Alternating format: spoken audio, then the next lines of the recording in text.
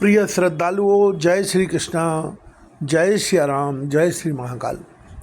जनक जी द्वारा जनकपुरी में दशरथ जी महाराज का बड़ा भावभीना सम्मान किया गया।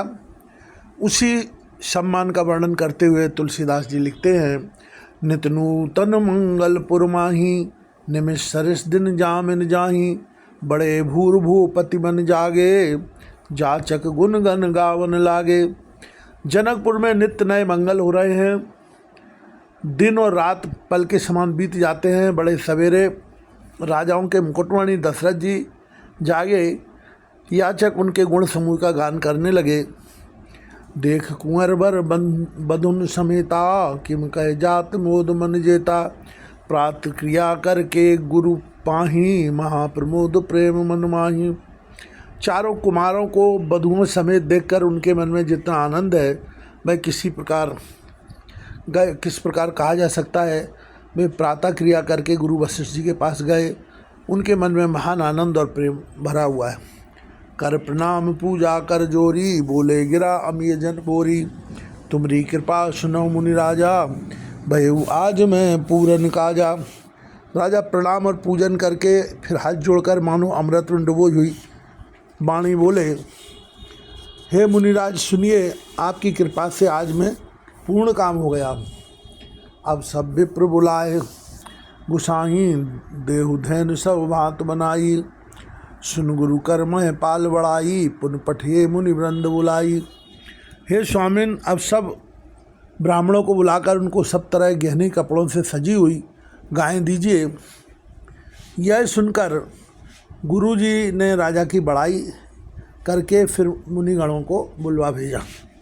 वामदेव अरुदेव ऋषि, वाल्मीकि जावाली, आए मुनिवर निकट तब कौशिकादि तपशाली। तब वामदेव, देवर्षि नारद, वाल्मीकि जावाली और विश्वामित्र आदि तपस्वी श्रेष्ठ मुनियों के समूह आए।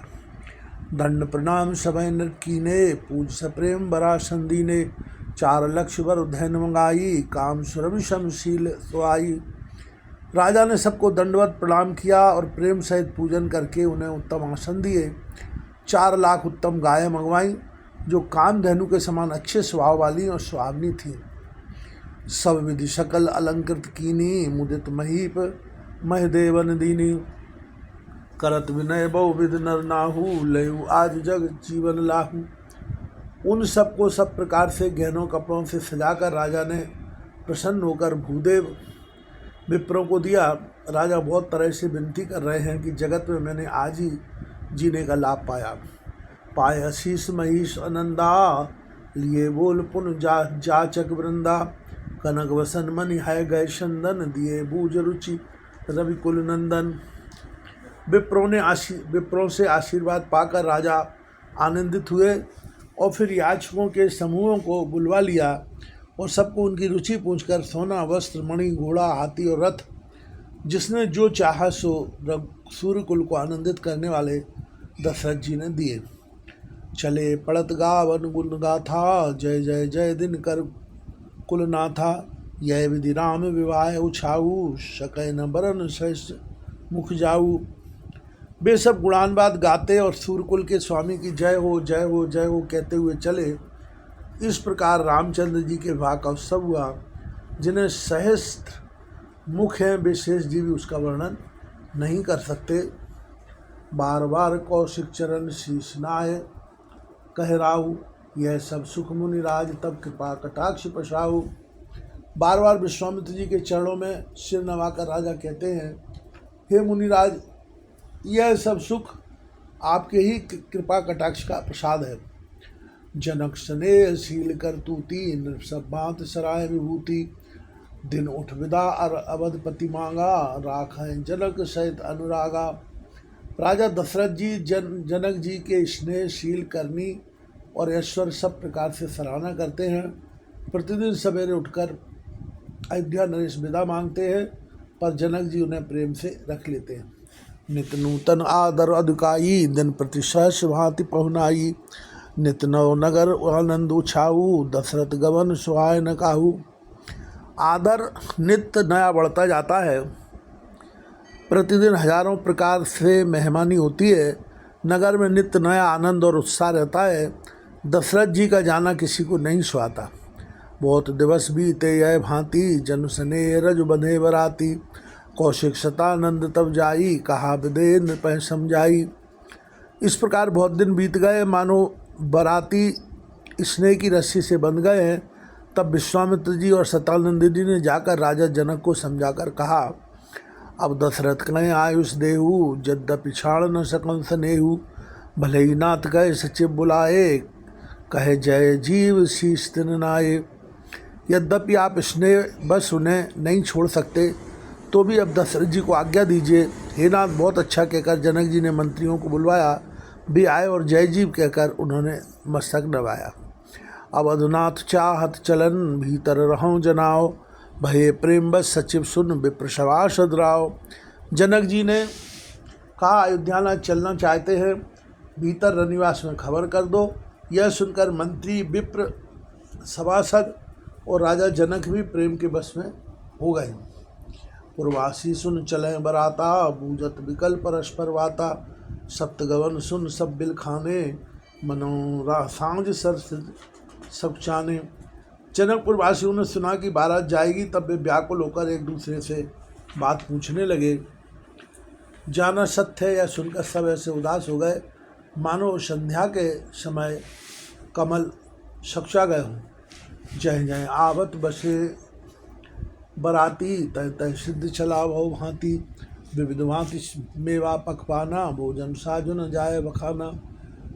आते समय जहाँ जहाँ बराती ठहरे थे, वहाँ वहाँ बहुत प्रकार का सीधा रसोई का सामान भेजा गया। अनेकों प्रकार के मेवे, पकवान और भोजन की सामग्री जो वर्णन करते नहीं बनती है, वह सामग्री पहुँचाई गई।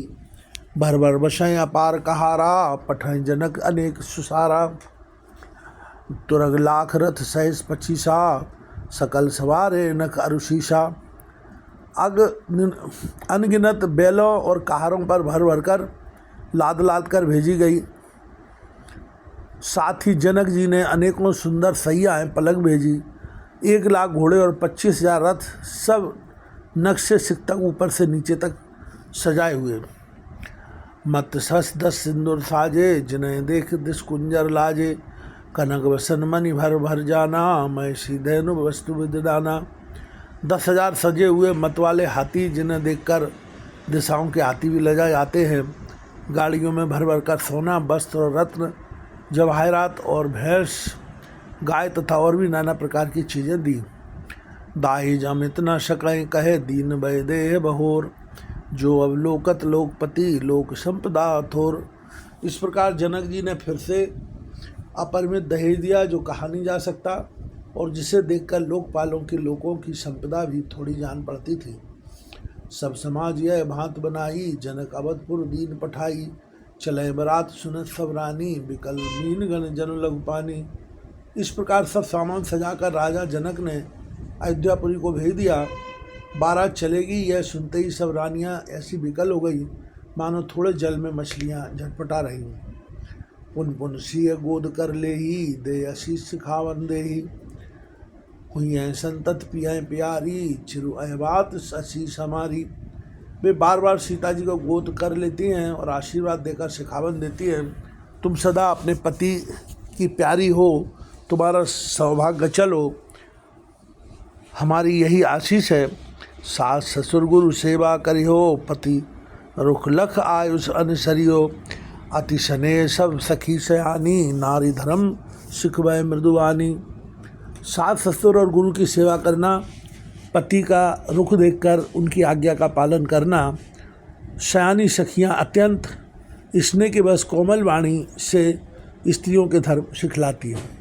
सादर सकल कुंवर समझाई, रानिन बार बार उरलाई। बहुर बहुर भेंटै महतारी, कहे बिरंच रची कत नारी। आदर के साथ सब पुत्रियों को स्त्रियों के धर्म समझाकर रानियों ने बार बार उन्हें हृदय से लगाया। माताएं फिर भेंटती हैं और कहती हैं कि ब्रह्मा ने स्त्री जाति को क्यों रचा। बोलो सद्गुरुदेव भगवान की।